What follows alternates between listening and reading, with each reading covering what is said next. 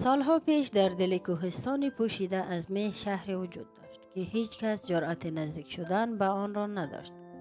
می گفتند هر کس وارد آنجا شود دیگر راهی بازگشت پیدا نمی کند.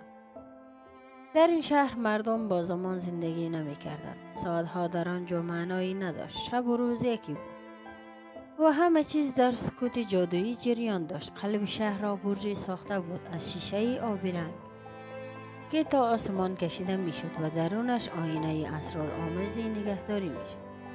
این آینه قدرتی داشت که می توانست آینده و گذشته هر انسانی را نشان دهد.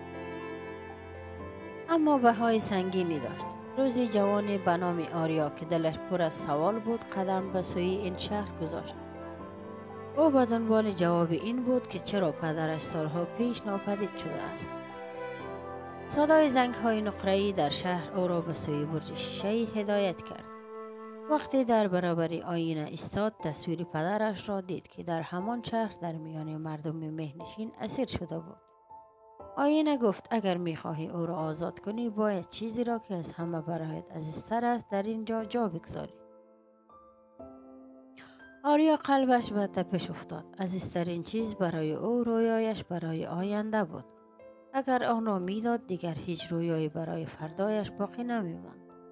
او میان عشق به پدر و آینده خودش گیر کرده بود. آریا آرام اشک ریخت و در نهایت دستش را روی آینه گذاشت. در همان لحظه مه کنار رفت. پدرش آزاد شد. اما چشمان آریا خالی از رویا گشت. سالها بعد مردم می گفتند آریا در شهر خودش مثل قهرمانی زندگی کرد. ولی هیچ وقت دیگر لبخندی از رویا و روی لبانش ننشست.